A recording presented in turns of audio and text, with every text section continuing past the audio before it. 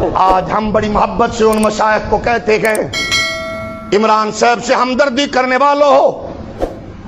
سیاست میں ہم کہتے ہیں حدوں کو کراس نہیں کرنا چاہیے، ہمارا نظریہ یہ ہے، لیکن کیا میں ادب کے دائرے میں رہ کر پوچھ سکتا ہوں افغانستان کے نہتے لوگوں نے 20 سال بعد جب امریکہ کے سپاہیوں کو ذلیل و رسوا کر کے نکالا تو بغیر پاسپورٹ کے اپنے اسلام آباد پاکستان کے کیپٹل میں ان کو بغیر پاسپورٹ کے رکھنے والے کون تھے؟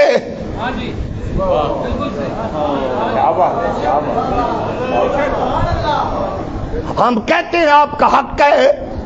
سیاسی حق ہے، آپ عمران زرداری نواز جس کے ساتھ کھڑے ہوں، لیکن میں بڑے ادب کے دائرے میں رہ کر پوچھنا چاہوں گا کہ جب 40,000 محراب و منبر کے وارثین کو کڑیاں ڈالی گئیں، پاؤں میں بیڑیاں ڈالی گئیں اور گھروں سے گھسیٹا گیا، آج آپ کہتے ہو چادر 4 دیواری کا تقدس، بھلا ناچنے والوں کی بھی کوئی چادر 4 دیواری ہوتی ہے؟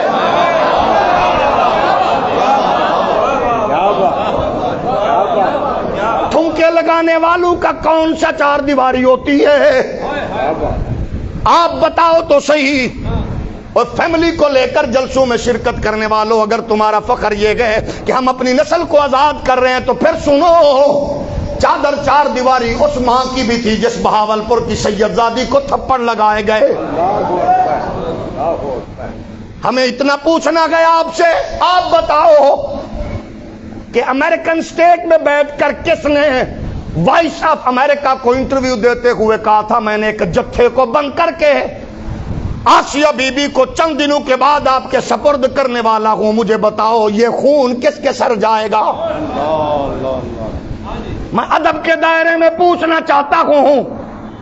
زرداری اور نواز شریف کے ساتھ پیار کی پیگے بڑھانے والے پیرو مولوی ہو، مجھے ادب میں رہ کر میں پوچھ سکتا ہوں کہ ریمنڈ ڈیوس میرے ملک کے 3 نوجوانوں کو کچل کے ان کے بچوں کو یتیم کر کے تمہاری یہاں کی عدالتوں میں کوئی تو تھا، وہ ظہیر الاسلام تھا یا کوئی اور تھا، جو براہ راست امریکن لیڈرز کو اس کی کارروائی سنا کر ان کو جناب والا اپنی فیور کا ثبوت پیش کر رہا تھا۔ تمہارے 3 بچے مارے گئے، ان کے گھر اجڑے، قصاص اور دیت کے کیس تمہیں اصول تب یاد آئے، اور سود کے لیے سپریم کورٹ کی طرف پٹیشن دائر کرنے کا سوچنے والوں ہو، خدا سے جنگ لڑنے والوں ہو، رسول اللہ کے دین سے بغاوت کا نظریہ رکھنے والوں ہو، اتنا تو بتا دو ہم محراب و منبر کے چوکیدار ہیں، ہماری اوقات تو تمہارے نزدیک کیڑی مکوڑے جتنی ہے، لیکن اتنا تو جانتے ہو کہ جب یہ گھر سے نکلتے ہیں تو یہ ماں کو کہہ کے آتے ہیں اماں اب میں محمد عربی کے دین کی حفاظت کے لیے جا رہا ہوں۔ کیا بھول گئے ہو پنڈی بھٹیا کی اس نوجوان کو جس کے گھر میں 5 ماہ کی بچی تھی اور آخری کال کر کے کہہ رہا تھا بیگم کو کہ بابا خادم کی مسجد سے آواز آئی ہے میں جا رہا ہوں، میرے لیے دعا کرنا کہ میرا خون حضور کے ناموس پہ کام آ جائے، بس ایک کام کرنا میری بیٹی کو سیدہ زہرا کی نگرانی بنا کے محمد کے دین کی چوکیداری کا۔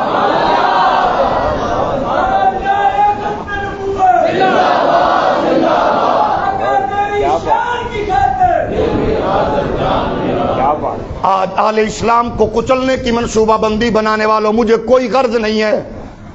کس کا بیانیہ پٹ گیا اور کس کو سپورٹ مل گئی، کس کا کون حلف اٹھانے والا گئے اور کس کا پروٹوکول ہٹنے والا گئے، کون سی پارٹی اڑنے والی گئے، کون سی گرنے والی گئے۔ میں تو منبر رسول کا چوکیدار ہوں، سیدھا کہوں گا لکھ لو، ہر اس کا نام لکھ لو، غازی ممتاز کا خون، بہت اچھے، آسیہ ملونہ کو بہن بنانے تک کا سفر، ممتاز کے تختہ دار سے لے کر ریمنڈ ڈیوس کی یاری تک جو انوالو تھا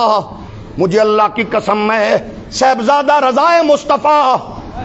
اور استاذ الاساتذہ گل احمد عتیقی صاحب کے پہلو میں بیٹھ کر کہہ رہا ہوں تمہاری ذلت رسوائی کسی نہ کسی بہانے ایسی ہوگی تم ایک دوسرے کو کہو گے یار مجھے یہ سب کچھ کیوں دیکھنا پڑا، لیکن یہ انتقام قدرت ہے اس مرد کلندر نے، امام عظیمت نے، امیر المجاہدین نے روتے ہوئے پروردگار کے حضور کہا تھا اللہ ان کو گن بھی لے اور چن بھی لے۔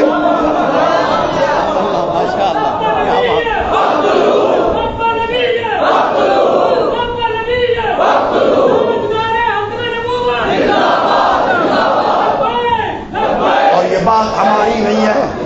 قرآن کا اصول ہے ان تحبط اعمالکم وانتم لا تشعرون، پھر تم پوچھتے پھرو گے مجھے کیوں نکالا، مجھے کیوں بھیجا، مجھے کیوں ایسے کیا، پوچھتے پھرو گے۔ لیکن واہ او غیرت مند ماؤں کے پالے نوجوانوں، تم نے جو سینہ کھول کے لبیک کا نعرہ لگا کے اور سارا تیزاب پھینکنے سے لے کر شیل مارنے اور سیدھی گولیاں مارنے والوں کے ساتھ تم نے جو سکون سے برداشت کر کے کیس پروردگار کی عدالت میں منتقل کیا ہے، پھر میرے رب کا انتقام بھی نظروں سے دیکھو۔